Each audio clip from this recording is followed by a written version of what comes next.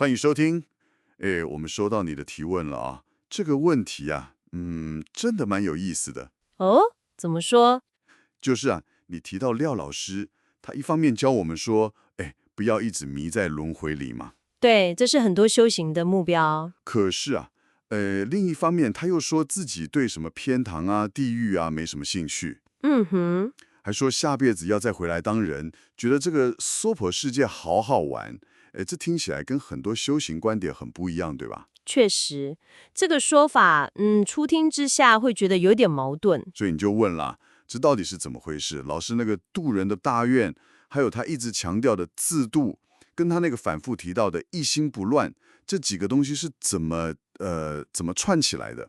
然后去解释他那个好像有点奇怪的游戏人间观点。嗯，好，那我们今天啊，就根据手边有的就是廖老师跟学员的一些问答记录，来好好拆解一下这个话题。好啊。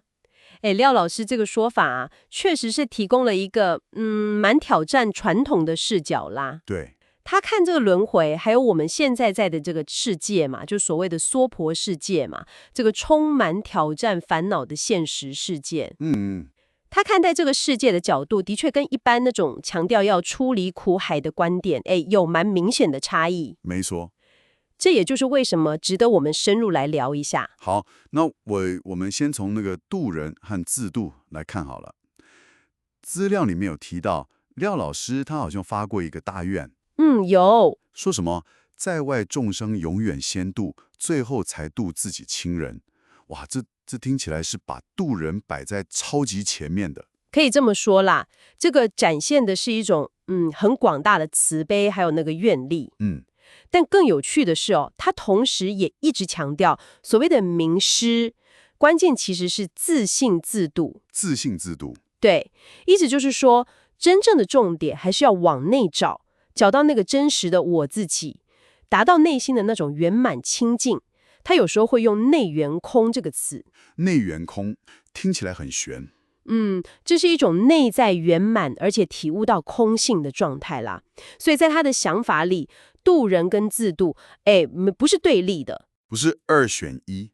对，不是二选一，反而更像是一体两面，或者说有先后，但又好像是同时在进行的过程。哦，他自己的经验是，他先发了那个度众生的大愿，然后那个强烈的愿力好像就触发了什么。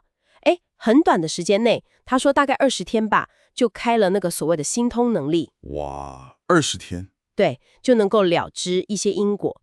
这好像就在暗示说，那个往外发的愿力跟你内在的修正是可以互相触发、互相帮忙的。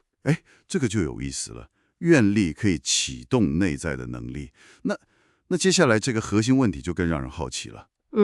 既然他这么强调内在的清净啊、自度啊，那老师为什么反而说，我对解脱之后的天堂没兴趣，我觉得这个娑婆世界好好玩，我还要回来？这不是跟那个跳脱轮回的目标，反过来了吗？对，这个就是理解的关键点了。我们要看他用什么角度在说回来。角度。他形容这是一种游戏人间的状态。他甚至说，一切都是自己设的局，像个迷环阵一样。自己设的局。哇，对，它有一个核心概念叫做前世剧本，今世演。就是说，从你出生到死亡，整个生命的过程都是照着你自己预先设定好的那个蓝图在走的。自己写的剧本。对，可以这么理解。所以他讲的那个回来，不是因为业力拉着你，身不由己又掉进轮回，不是那种。那是哪种？是带着很高程度的觉知，自己主动选择，回来参与，回来体验这场他自己编导的游戏。主动选择回来玩。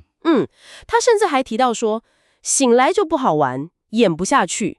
意思好像是说，如果你完全醒了，完全抽离，不入戏的话，那这场体验好像就失去那个味道了。对他来说啦，生跟死都是这场游戏过程的一部分而已。他追求的是一种超越生死之上，来去自如的，它叫做生死自在。生死自在。把人生看成是自编自导自演的一场戏，哎，这听起来需要很高的自主性跟能力，哎。没错。那这份自主性跟老师一直强调的那个一心不乱，哎，又是什么关系呢？这个关系可就非常非常密切了。可以说，这个一心不乱，就是达到他讲的那种游戏人间、生死自在境界的根本方法，也是那个基石。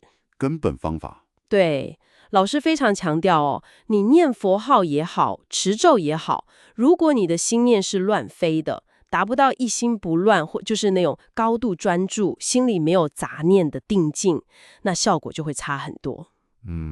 会充满妄想不断，甚至可能会有反效果。反过来说，只有透过一心不乱，持续的去练习、去修炼，才能够第一，累积他所谓的那个精神能量，精神的量。第二，才有机会达到心通，能够洞悉因果。第三，这是你要做更进阶修炼，比如说他提到的观想光啊、转化能量啊，那个必要的基础。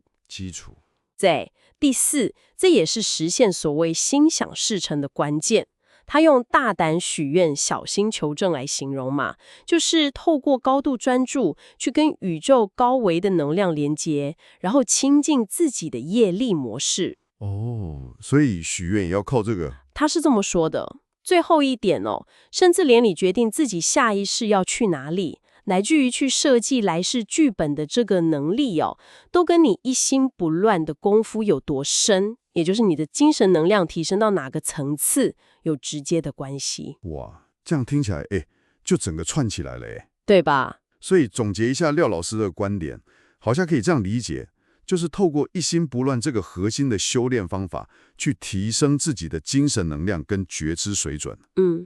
等你达到一个相当高的自主性之后呢，你有能力，也有那个选择权，去决定，我要不要再回来这个娑婆世界体验一场游戏？没错。所以他选择回来，不是因为还迷在里面，而是带着觉知，主动来参与。对，主动的。然后那个渡人的大愿，跟这个制度的根本修持，其实是相辅相成，最后都指向那个生死自在的境界。对，你总结得很好，这就提供了一个非常不一样的视角，让我们去看待轮回这件事。它不一定只是我们需要拼命逃离的苦海。对于一个透过一心不乱达到相当程度觉醒跟自主的存有来说，这个世界也可以是一个他选择回来体验、学习，甚至用老师的话说，玩的一个场所，一个游乐场的概念，有点那个味道。其中的关键分野就在于你是不是掌握了一心不乱所带来的那种定力、智慧还有能力。好的，哇，这次的探讨确实让我们从一个相当独特的角度重新去思考了修行啊、轮回啊，甚至生命的意义本身。的确是这样。这也留下了一个我觉得蛮值得你玩味的问题是什么？